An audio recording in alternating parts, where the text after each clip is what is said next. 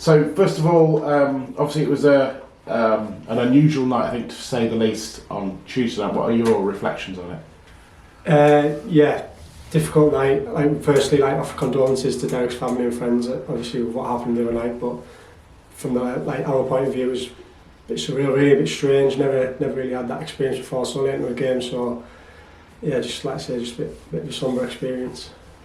When we look ahead to the game against Peterborough, it's a team that's left a few scars, I think, from last season, 2 heavy defeats.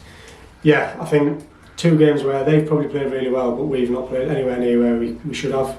And I think that annoyed us last year and hurt us. So hopefully we can, we can use that as a bit of a motivation to say, right, we're not having that again, and hopefully we'll get a good result. And I think Mark Kennedy's talked about it, particularly the result and the performance away from home in that first half as being helping him form how he wants the team to play, formulate that. Yeah, so yeah, like you say, you obviously learn from every game, don't you? That one was a big one for us, where sometimes you might have to change your game plan or change the formation, change we're playing. And I think since that game, there was probably a little period of 4 or 5 games where we transitioned into a different formation and stuff, and we sort of kicked on from there. So although obviously the result was shocking, it was probably a good thing in the long run. And we've seen this sort of formulation of the style with the 3 centre halves, and you seem very comfortable playing in the middle of that 3. Yeah, no, I played it briefly just before I come down at Hibs, and then obviously Michael Appleton went into a 4, so it's not something I'm not used to, but obviously it's helping to have the 2 lads either side who've both been excellent, especially this season, so it helps having them there. You have Sean mostly playing on your left hand side, a young player with great prospects. Yeah, I think he's been brilliant this season, especially like you say, just coming on that left hand side, he brings that youth. He's got a bit more pace than probably me and Paul have, so it's a little bit extra at the back line. I think he's got, like you say, he's got all the attributes to go wherever he wants. And then on the right hand side, generally it's Pordy, but obviously you've got Alex as well and TJ. Yeah, like you say, generally Pordy doesn't get injured much, so when he's played, he's also been obviously very solid, exactly like he was last year. Just been very reliable every week, and then if we have needed to swap any position out, the 2 lads who've come in have also been brilliant. So it's good to have that bit of competition as well. And give us an idea of the work you do as a defence, because it's certainly noticeable that Lincoln generally keep pretty good tight defences in games. Yeah, we do a lot of work generally towards 2 days building up to the game, obviously shape-wise, tactical-wise, what we think the opposition are going to do, what we need to do to counter it. A lot of that comes with Tom Shaw on the training pitch of, like you say, where we're setting up which side, maybe how high or deep we want to be, and goes into a lot of detail about the opposition and how we're going to counter that. So luckily so far it's worked quite well recently. And like all good teams, you obviously defend as a unit. It's not just the 3 centre halves or the 2 wing backs as well, but yeah. I would imagine Ethan Arahan, of all the outfield players in front of you, is very important, just sitting in front quite often.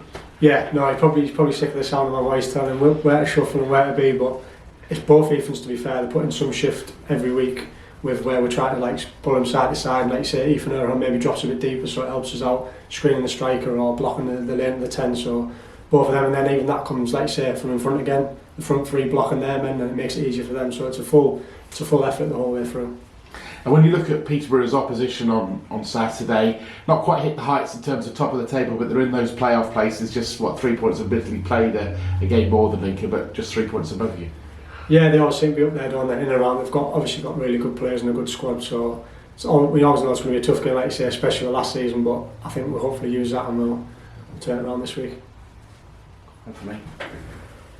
Hi Adam, great to see you. So going to the Western Home Stadium on Saturday, obviously your last victory away to Peterborough was in 2006, so how much will that record motivate you to win at the weekend, do you think? I don't think lads look at that record particularly. I think like Mike was saying there, a lot of it might come from last year, but at the end of the day, every game we go in knowing we can win.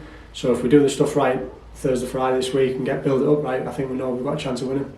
Absolutely. And how would you rate your own recent performances at centre back? Yeah, quite steady. Bit annoyed, missed a few games with here and there, little things like the bug and etc. But I think when I played, I've done okay. Yeah, okay. Great. And then obviously with a busy schedule this October, in terms of the fixture list, so what has Mark said to you and the squad to help keep you motivated and fresh for the schedule? To be honest, I don't think there's a lot you say. That I think as players, just quite enjoy the schedule because it's a lot of play and then just ready to play again. Just keep a bit of rhythm, get a bit of momentum. So I don't think there's a lot you have to say. Just keep coming in and just try to grind them out. That's great. Thank you. I hope I don't kill this podcast, by the way. When it eventually came about that Lincoln had an interest in me, I remember ringing my agent going, "You're not going to believe who's rang me." I was thinking I could get battered here. You know, rightly so, by the way. We were just being beat 4-0 by our rivals. And then we went over, and honestly, the hair stood on the back of my neck. One of the big sells to players coming here is the fans. If you keep changing your manager or whoever it is every 5 minutes, well, how do you know if it works? You've not given it time. You don't watch a movie and after 20 minutes go, this is rubbish. Was it difficult to comprehend playing for such a big club at such a young age? Sorry, the reason I'm pausing is I was quite reckless. And I just said to Mike, I can't go to the World Cup. And he's like, why? I said, I'm struggling. I'm really, really struggling. And I basically just burst into tears, and he gave me the biggest hug in the world. I think a lot of people probably see my career, if I'm being honest, as probably underachieving. May 2022, you are named as head coach of this club. Has it been everything you'd hoped? Everything you wanted?